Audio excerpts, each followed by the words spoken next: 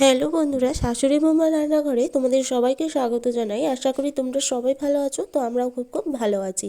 তো আজকের আমার রেসিপি হচ্ছে পিঠে পুলি উৎসব। যেহেতু বন্ধুরা এই পৌষ পার্বণে সবার বাড়িতেই কিন্তু পিঠে হয়ে থাকে, তো আজকে আমি তোমাদের সাথে শেয়ার করছি কিভাবে সরু চাকলি বানায়। তো দেখো, আজকের কিন্তু আমার রেসিপি হচ্ছে সরু চাকলি। তো সরু চাকলি বানানোর জন্য গ্যাস জেলে দেখলে কড়া বসিয়ে দিয়ে মৌরিটাকে হালকা আঁচে কিন্তু শুকনো খোলায় ভেজে নিয়েছি। তারপর মৌরিটা নামিয়ে নিয়েছি। এবার সাদা তিলও দেখো হালকা আঁচে কিন্তু শুকনো খোলায় নেড়ে চেড়ে ভেজে নিয়েছি। যখন বাদামি রং হয়ে এসেছে তখন কিন্তু নামিয়ে নিয়েছি। দেখতেই পাচ্ছ নামানো হয়ে গেছে। এবার আমি এখানে শিলে দেখো ভেজে রাখা মৌরিটা গুঁড়ো করে নিচ্ছি। করে শিলের পাশে একটা দেখো কাগজ রেখে দিয়েছি, সেই কাগজের মধ্যে কিন্তু আমি মৌরির গুঁড়োটা নামিয়ে নেবো। এবার তিলটাও কিন্তু আমি শিলেই গুঁড়ো করে নেবো। তোমরা কিন্তু চাইলে বন্ধুরা মিক্সিতেও গুঁড়ো করে নিতে পারো।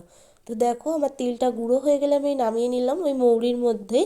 তারপরে এখানে একটা আদা নিয়ে নিয়েছি, আদাটাকে বেটে নেবো। তো দেখো আদা বাটা হয়ে গেছে, একটা পাত্রে তুলে রাখলাম। এবার ওই শিলেতেই বিউলির ডাল বেটে নেবো, ভিজিয়ে রেখেছিলাম সেই ডালটাই কিন্তু এখানে আমি বেটে নিচ্ছি। তো দেখো আমার কিন্তু ডালটা একদম সুন্দরভাবে বাটা হয়ে গেছে।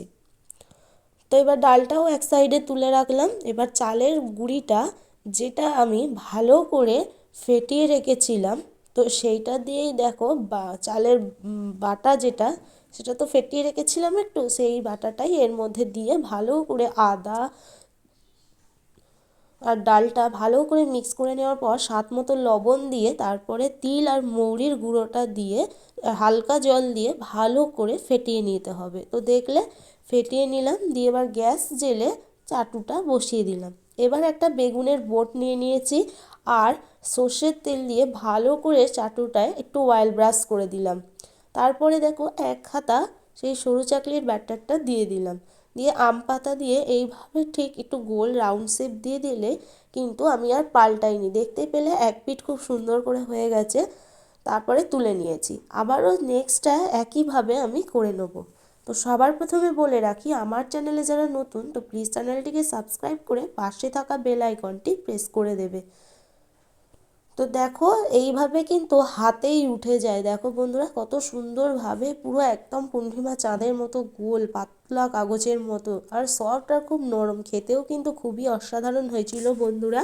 তো এভাবেই কিন্তু আজকে আমি আবার বাড়িতে সরু চাকলিগুলো তৈরি করে নিলাম। যদি তোমাদের ভালো লেগে থাকে চ্যানেলটিকে সাবস্ক্রাইব করে দিও।